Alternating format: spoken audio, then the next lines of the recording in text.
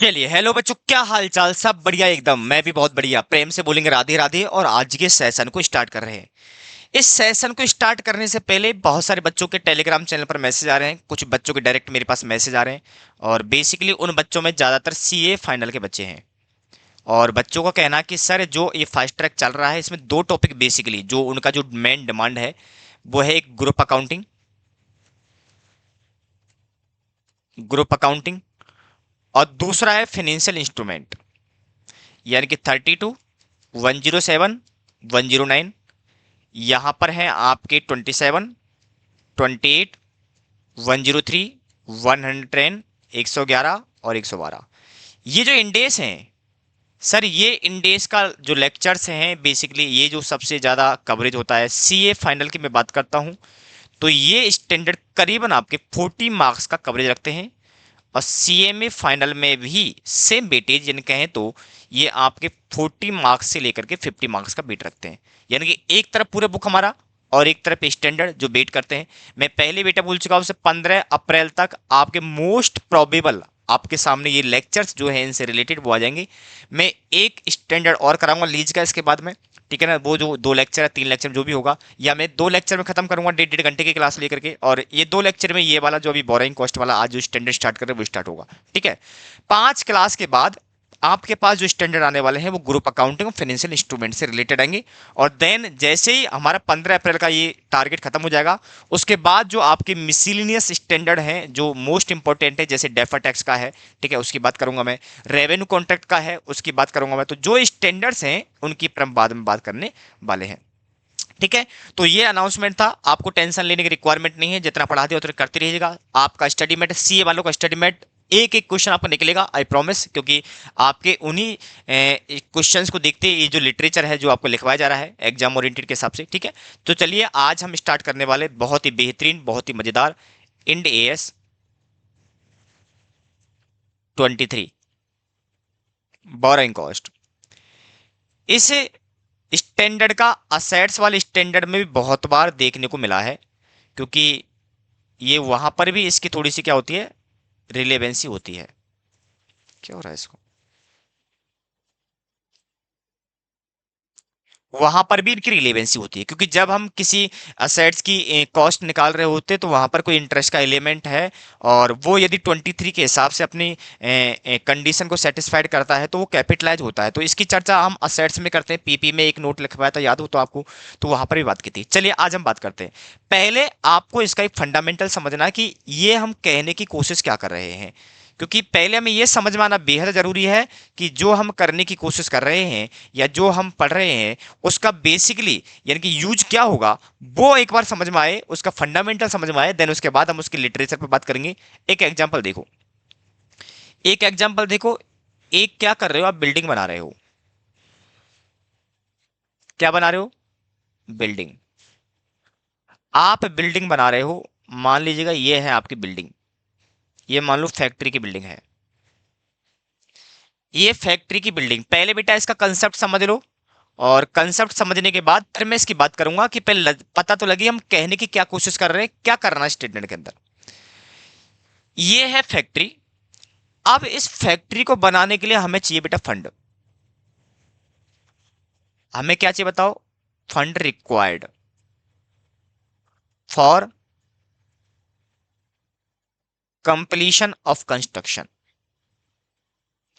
हमें इस बिल्डिंग को बनाने के लिए क्या चाहिए? फंड। और वो फंड कहां कहां से लेंगे? मान लो ये फंड आपने किया बोरो, बोरोड फ्रॉम बैंक हो सकता है,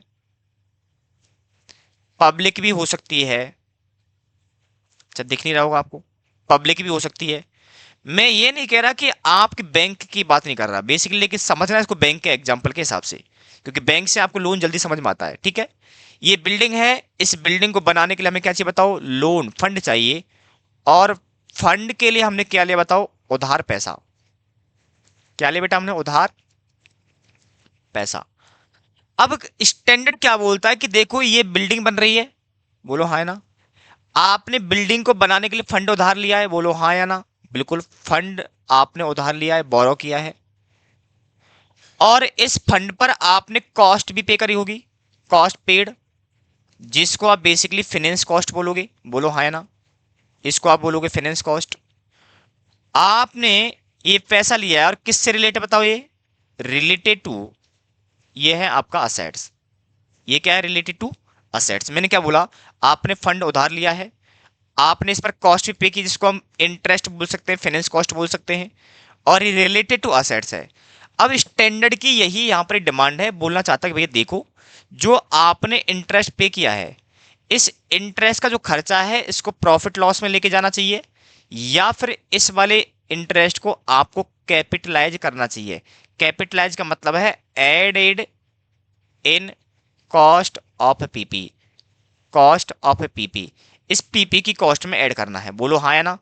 स्टैंडर्ड में यही पढ़ना कि भैया जो आपके पास इंटरेस्ट का पेमेंट है, जो फाइनेंस कॉस्ट है, इस फाइनेंस कॉस्ट को आपको पीएल में लेके जाना चाहिए, या आपको इसको कॉस्ट में ऐड कर देना चाहिए। बस इसी बात की सवाल के लिए आपका इंड एएस 23 कुछ गाइडलाइंस प्रोवाइड करवाता है, उसी की बात हमें करेंगे, और वही पूरे स्टैंडर्ड में। इसको नोट करो फटाफट से, 1 मिनट का टाइम है, देन उसके बाद आगे बढ़ेंगे।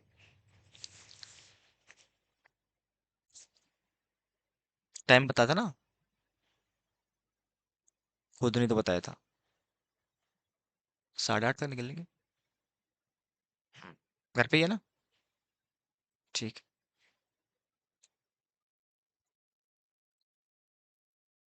फटाफट से बेटा इस डायग्राम को नोट करो, और मोटा मोटा समझ में आ गया होगा इस स्टैंडर्ड का क्या मतलब है। इसको ऐड करना है, पीएल में लेके जाना है, यही हमारा ऑब्जेक्ट है और यही स्टैंडर्ड की चर्चा है। ठीक है बेटा, ये क्या है हमारा ऑब्जेक्ट, ऑब्जेक्ट यही है हमारे पास। स्टैंडर्ड कहें तो इंडेक्स 23 का बेसिकली जो ऑब्जेक्ट है, वो मैंने आपको यहां पर इसके अंदर सिस्टम में डाल दिया है।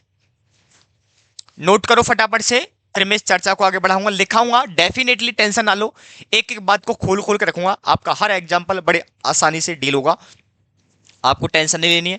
इम्पेयरमेंट में मुझे लगा था 36 के अंदर कि मुझे ज़्यादा इलेस्ट्रेशन क्वेश्चन करवाने की रिक्वायरमेंट नहीं है, क्योंकि मैंने हर कंसेप्ट को विद एग्जाम्पल की तरह समझाया था। आई होप, उम्मीद करता हूं कि आप स्टडी मेट को उठाओगे, आपका एक एक क्वेश्चन का लॉजिक, आपको एक एक का आंसर ऑटोमेटिक निकल कर आएगा। आई होप, प्रॉमिस करता हूं बच्चा इस बात की।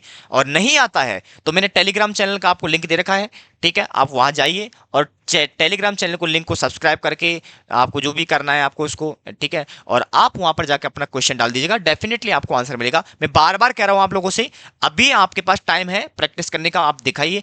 मैं जितने स्टैंडर्ड पढ़ा रहा हूं, मैक्सिमम पेपर आपका उन्हीं से मिलेगा। ग्रुप अकाउंटिंग से तो मिलता ही है, हम उसकी चर्चा डेफिनेटली इन डेप्थ में करने वाले हैं, करीबन उस पर 15 से 16 घंटे क्लास लेंगे अकेले ग्रुप अकाउंटिंग पर, जिसमें खासकर 103 और 110 की बात करूंगा 15 घंटे के अंदर। बाकी स्टैंडर्ड भी पढ़ाऊंगा, 27 है, 28 है, 111, 112 वो भी पढ़ाऊंगा, लेकिन बेहद ज्यादा जो चर्चा करने वाला हूं वो 103 और 110 पर, क्योंकि दोनों से 14-14 नंबर के 28 नंबर क्वेश्चन आता ही आता है, ठीक है, खासकर चैन होल्डिंग का।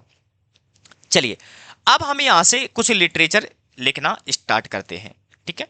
चलिए, अब यहां पर क्या है, अब हमारे पास पॉइंट नंबर डालेंगे 1, पॉइंट नंबर है बेटा 1, और लिखोगे एप्लीकेबिलिटी। या एप्लीकेबिलिटी से पहले समझने की कोशिश करते कि बोरिंग कॉस्ट का मतलब है क्या है। क्या बेटा, बोरिंग कॉस्ट का मतलब है क्या है, तो लिखो पहला पॉइंट मीनिंग, मीनिंग, और देखिए इसके अंदर क्या है, लिखिए borrowing cost, borrowing cost incurs, incurs, या 1 मिनट को, इसको इनकर्स ना इंक्लूड करो, डेफिनेट थोड़ी हो जाएगी। Borrowing cost includes, borrowing cost includes interest and other cost incurred by entity in arrangement of fund।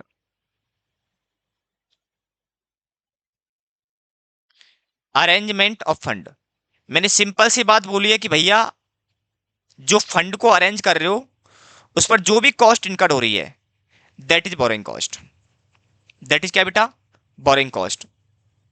और इसमें नेक्स्ट पॉइंट से लिखो, नेक्स्ट लाइन से लिखो, borrowing cost includes, borrowing cost includes क्या क्या आएगा देखिए, interest expenses, interest expenses, calculated EIR। अभी आपको EIR का मतलब नहीं समझना, बस समझ लो इफेक्टिव रेट ऑफ इंटरेस्ट कब अप्लाई होगा, कैसे निकलेगी, इसकी चर्चा डेफिनेटली बेटा मैं करूंगा। ठीक है, अभी इतना समझ लो कि हमें बात कर रहे हैं इंटरेस्ट के खर्चे की, और वो लेना है हमें हमेशा EIR पर। EIR मतलब इफेक्टिव रेट ऑफ इंटरेस्ट। ठीक है, कैसे निकलेगा क्या होता है इसके बाद में चर्चा करूंगा, अभी बस इतना समझो कि हमें इंटरेस्ट की बात कर रहा हूं। सेकेंड है finance charges, finance charges in case of finance lease. Finance lease क्या होती है इसकी मैं चर्चा पीपी सॉरी लीज वाले स्टैंडर्ड में करूंगा, अभी मैं चर्चा नहीं करने वाला। ठीक है, उस केस में क्या होगा, एक्सचेंज डिफरेंस,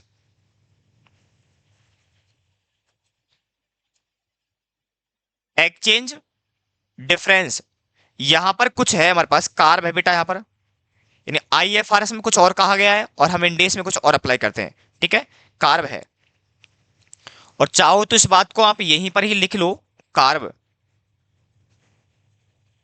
ये ध्यान रखना ओनली फॉर नॉलेज के लिए बेटा, ये कार्ब। ठीक है, क्या बेटा यहाँ पर कार्ब, अभी बोल रहा हूं मैं ओनली फॉर नॉलेज के लिए है, इसको ऐसा मत सोचना क्या है। ट्रीटमेंट आपको वही करना जो इंडेस परमिट करता है। IFRS क्या बोलता है वो नहीं देखना आपको। IAS 23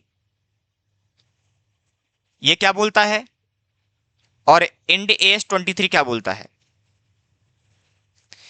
इंडेस 23 बोलता है कैपिटलाइज इफ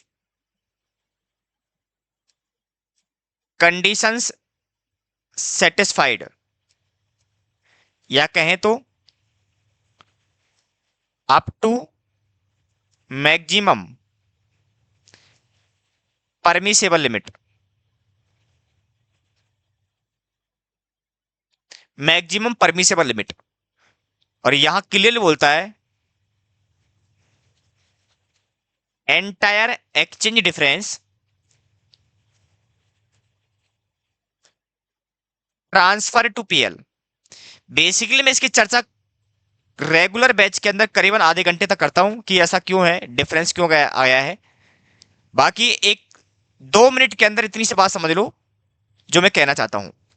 यहां पर आपका जो IAS है, इंटरनेशनल अकाउंटिंग स्टैंडर्ड है, IFRS बोर्ड का कहना है कि जो हम बात करते हैं, जैसे US की बात कर रहे होते हैं, ब्रिटेन की बात कर रहे होते हैं, हम लोग यूके की सॉरी हम लोग किसी अपने यूरोप की कंट्री की बात कर रहे होते हैं, तो वहां पर एक्सचेंज डिफरेंस का इतना बड़ा अंतर नहीं होता है, इतना बड़ा डिफरेंस नहीं होता है।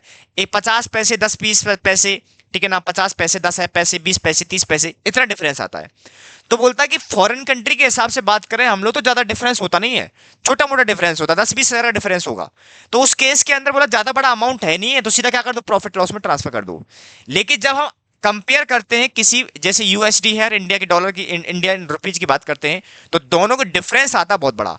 आज हमने एग्रीमेंट किया है, हम सेटलमेंट कर रहे हैं 5 महीने के बाद, 5 महीने और आज में करोड़ों रुपए का डिफरेंस आएगा, बोलो हाँ है ना, करोड़ों रुपए की करेंसी का डिफरेंस आएगा। इसीलिए स्टैंडर्ड बोलता है इतने भारी भरकम अमाउंट को आप सीधा PL में नहीं डाल सकते, इसको कैपिटलाइज करना पड़ेगा। बट कैपिटलाइज कितना करना है ये स्टैंडर्ड में आपको एक लिमिट प्रोवाइड करवाई गई है, उस लिमिट के हिसाब से आपको सोचना पड़ेगा। मैंने बात सिंपल बोल रहा हूं, देखो क्या बोला गया, अपन किसी और कंट्री की बात करते तो डिफरेंस इतना बड़ा होता नहीं है, तो इसलिए स्टैंडर्ड बोलता है, इंटरनेशनल अकाउंटिंग बोर्ड बोलता है देखो एक्सचेंज का डिफरेंस छोटा मोटा आता है, सब PL में डाल दो, ये छोटी मोटी बातें, इतना भारी भरकम नहीं है। लेकिन इंडिया के हिसाब से, क्योंकि इंडिया के अंदर स्टेबिलिटी नहीं है, करेंसी में फ्लेक्सिबिलिटी बहुत ज्यादा दिखी गई है, ठीक है, इसलिए बोला कि इंडिया के अंदर ये ऐसा होने लग गया सारा PL में डाल देंगे तो भारी भरकम खर्चे का बर्डन आ जाएगा, जो कि डायरेक्टली PL पे क्या कर देगा, इफेक्ट डालेगा। इसीलिए स्टैंडर्ड बोलता आप PL में लेके जाओगे, लेकिन जब जाओगे जब कैपिटलाइज की कंडीशन सेटिस्फाइड नहीं होती है। मैं ऐसा कह दूं, यदि कंडीशन सेटिस्फाइड होती है, सब्जेक्ट तो कंडीशन है, यदि वो कंडीशन सेटिस्फाइड होती है तो कैपिटलाइज करोगे, अदरवाइज को क्या करोगे, पीएल में लेकर के जाओगे। ठीक है, तो आईएफआरएस एंड आईएएस क्लियर बोलता है पीएल में लेके जाना है, जबकि इंडियन अकाउंटिंग स्टैंडर्ड बोलते हैं नहीं, आप पीएल में लेकर के नहीं जाओगे, पहले कंडीशन देखोगे, सेटिस्फाइड करता है तो कैपिटलाइज करो, और उसके बाद कंडीशन सेटिस्फाइड नहीं हो पा रही है तो फिर आप उसको पीएल में लेकर के जाने की कोशिश करोगे। ठीक है, ये कार्व है इसके अंदर, और आपको basically exam point of view से ये पढ़ना है। ठीक है, ये आपके लिए इररिलेवेंट है, लेकिन फिर भी मैंने आपको आपके लिए नॉलेज के लिए बता दिया है। चलिए, अब हमें पॉइंट नंबर 2 पढ़ना है भैया, एप्लीकेबिलिटी कहां आएगी। Point number 2, applicability. एप्लीकेबिलिटी, देखिए क्या लिखा हुआ है, इसमें लिखना स्टार्ट करो। Accounting for, accounting for borrowing cost, accounting for borrowing cost and non applicability, non applicability for following. यानी कि स्टैंडर्ड ने ये नहीं बताया किस किस पर अप्लाई हो गए, स्टैंडर्ड ने सीधा सा बोला कि किस किस पर अप्लाई नहीं हो गए। ठीक है, तो इसको आप अंडरलाइन कर लोगे, नॉन एप्लीकेबिलिटी किस किस पर नहीं होगा। तो देखो क्या क्या बोला गया है। पहला, इम्पुटेड इक्विटी कॉस्ट, ये पहले पता है हमें। दूसरा, डिविडेंड ऑन प्रेफरेंशियल कैपिटल,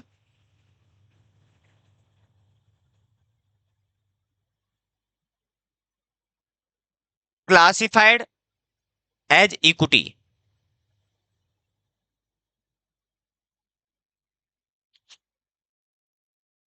और इसका लास्ट पॉइंट है क्या,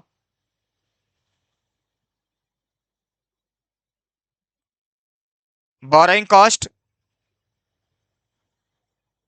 directly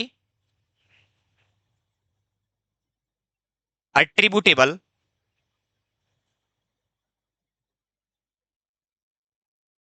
to qualifying assets,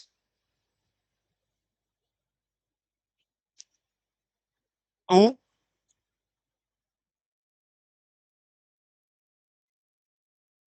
qualifying assets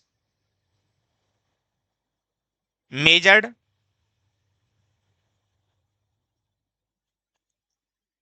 eight fair value. एक नोट लगा लो, in case of inventory, inventory manufactured on repetitive basis, then borrowing cost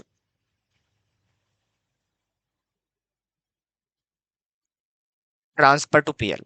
इस बात का बेहद याद रखना है, यदि इन्वेंट्री और रिपीटेटिव बेसिस पर खरीदी जाती है, बेची जाती है, बनाया बेच दिया, बनाया बेच दिया, रिपीटेटिव चल रहा है, तो उस पर जो भी बोरोइंग कॉस्ट होगी वो हमेशा पीएल में जाएगी, वो कैपिटलाइज कभी भी नहीं होगी। हाँ, यदि कुछ सब्सटेंशियल पीरियड है तो बात करेंगे। अब एक सवाल आता है यहाँ पर, क्या, यहाँ से डालो पॉइंट नंबर 3, टेंस समझो, समरी करूंगा सबकी मैं, अभी आप नोट कर लो बस आप। ट्रीटमेंट ऑफ बोरोइंग कॉस्ट, भैया ट्रीटमेंट क्या होगा बोरोइंग कॉस्ट का, बोरोइंग कॉस्ट का अभी आप इतना समझ लो कि मैं इंटरेस्ट की बात कर रहा हूं। ठीक है, बोरोइंग कॉस्ट का मतलब अभी इतना समझ लो, बस इंटरेस्ट की बात कर रहा हूं, बाकी बोरोइंग कॉस्ट में एक्सचेंज डिफरेंस भी आता है, बहुत सारी चीज आती है, बट अभी इतना समझ लो आप। तो ट्रीटमेंट क्या होगा, स्टैंडर्ड क्लियरली बोलता है, बोलो क्या, related to qualifying assets, related to qualifying assets, और यहां पर क्या है, अदर केसेज। अदर केस है तो transfer to PL, added in cost of assets. या मैं ऐसा कह दूं, कैपिटलाइज्ड।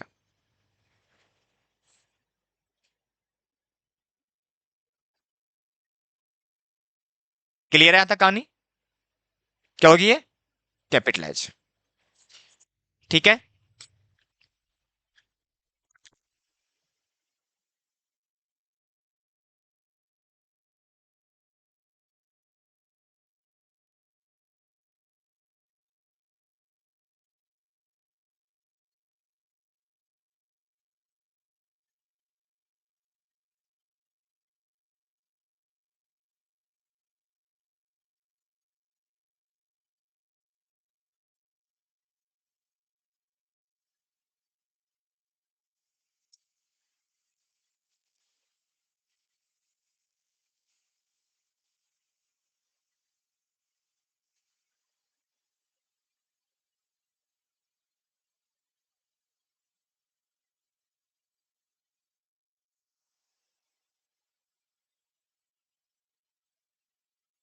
चलिए, यहां से आगे की हम बात क्या कर रहे हैं? यहां से आगे देखिए, अब क्वालिफाइंग का मतलब क्या है? पॉइंट नंबर कौन सा बताओ? 4।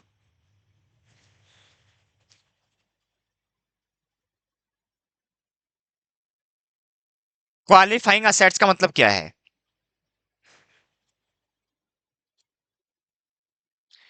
क्वालिफाइंग असेट्स का मतलब क्या है?